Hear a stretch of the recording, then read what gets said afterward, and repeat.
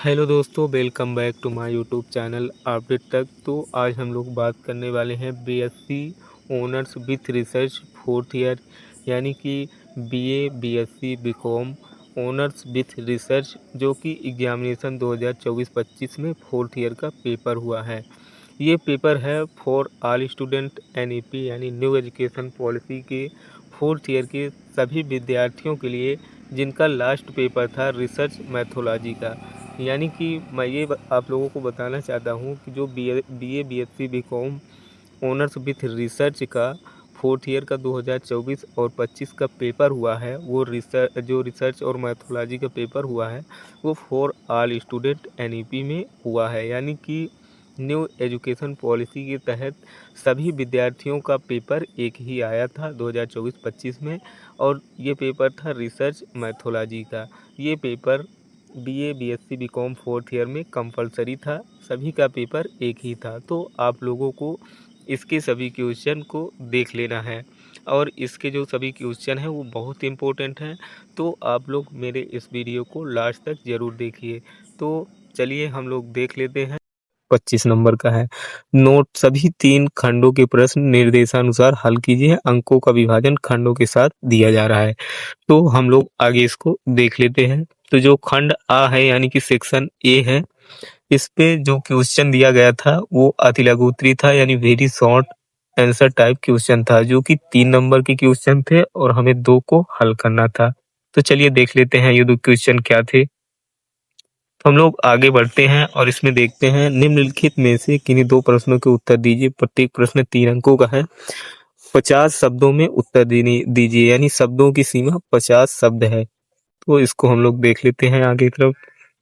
इसमें जो पहला क्वेश्चन है दोस्तों, वो ये है कि शोध समस्या का चयन कैसे किया जाता है। तो ये हमारे लिए इम्पोर्टेंट है। ये क्वेश्चन जो है वो BA BSc BCom fourth year के सभी कंपलसरी पेपर था, जो लास्ट पेपर था उन सब में आया था, यानी all student new education policy के तहत ये सब में आया था। जो सेकंड क्वेश्चन है वो है संक्षिप्त में शोध के उद्देश्यों को लिखिए। और जो थर्ड क्वेश्चन है वो ये है कि उपलब्ध साहित्य की खोज के विषय में संक्षिप्त डालिए। हम लोग आगे की ओर देख लेते हैं। जो चौथा क्वेश्चन था वो ये है कि नमूनाकरण त्रुटि से क्या अभिप्राय है, व्हाट इज सैंपलिंग एरर। अब हम लोग खंड बा यानी सेक्शन बी की ओर बढ़ते हैं और इसको देख लेते हैं। तो खंड बा सेक्शन बी में लघु उत्तरीय प्रश्न थे, जो 9 नंबर के थे और हमें 4 क्वेश्चन करना था, और हमें 36 नंबर इससे प्राप्त होता है।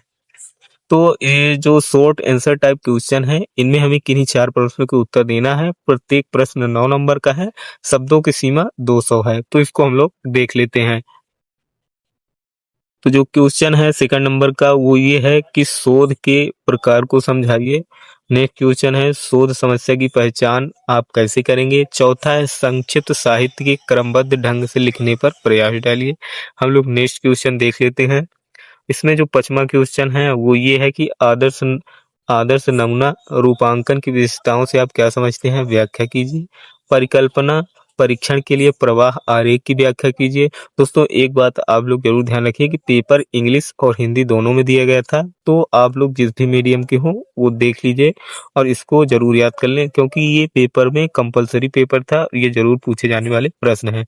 जो 7वां क्वेश्चन था वो ये था कि कारकी एवं आकारकी परीक्षण में अंतर स्पष्ट कीजिए। हमारा 8वां क्वेश्चन है परिकल्पना क्या है, उदाहरण सहित समझाइए। तो ये भी हमारे लिए इम्पोर्टेंट क्वेश्चन है, हम इन सबको तैयार कर लेंगे। अब हम लोग आगे की तरफ देखते हैं। तो अब हम लोग आ जाते हैं खंड सा यानी कि सेक्शन सी की तरफ, जिसमें हमें 2 क्वेश्चन करना है और एक क्वेश्चन 14 नंबर का है। Long answer type question note: किन्हीं 2 प्रश्नों के विस्तार से उत्तर दीजिए। प्रत्येक प्रश्न 14 अंकों का है। शब्द सीमा जो है वो 500 शब्द है। तो इसको हम लोग देख लेते हैं। जो इसमें 9वां क्वेश्चन है वो ये है कि अच्छे शोध के मापदंड को विस्तार से व्याख्या कीजिए। और जो 10वां है वो ये है कि प्रायोगिक शोध अभिकल्प को विस्तार से समझाइए। और 11वां है साहित्य की समीक्षा के लिए एक वैचारिक ढांचा आप कैसे विकसित करेंगे, विवेचना कीजिए।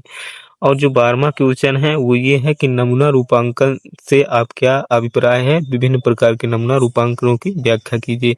तो दोस्तों ये जो क्वेश्चन आया था ये बहुत ही इम्पोर्टेंट है और ये बीए, बीएससी, बीकॉम यानी कि कंपल्सरी पेपर था। इसको आप लोग ज़रूर तैयार कर लेंगे कि बीए, बीएससी, बीकॉम का जो 5वां पेपर होता है लास्ट में, वो कंपल्सरी रहता है फॉर ऑल स्टूडेंट्स एनईपी, यानी सभी विद्यार्थियों के लिए नई शिक्षा नीति के अनुसार जो रिसर्च एंड मैथोलॉजी का पेपर आएगा वो सेम रहेगा। तो इसको हम लोग ज़रूर तैयार कर लेंगे। तो थैंक यू दोस्तों। आप लोग मेरे यूट्यूब चैनल को सब्सक्राइब और लाइक ज़रूर कर दें और अपने दोस्तों को शेयर कर दें जो कि बीए, बीएससी, बीकॉम किसी भी बीए, बीएससी, बीकॉम कोई भी कोर्स कर रहे हो, अगर वो 4th ईयर में है तो वो मेरी इस वीडियो का जो क्वेश्चन है उसको ज़रूर देख लें क्योंकि ये बहुत ही इम्पोर्टेंट है। तो आप लोग मेरे यूट्यूब चैनल को लाइक और सब्सक्राइब कर लें और अपने दोस्तों तक ज़रूर शेयर कर दें जो बीएससी या बीए, बीकॉम 4th ईयर में हो, क्योंकि उनका ये लास्ट वाला पेपर कंपल्सरी होता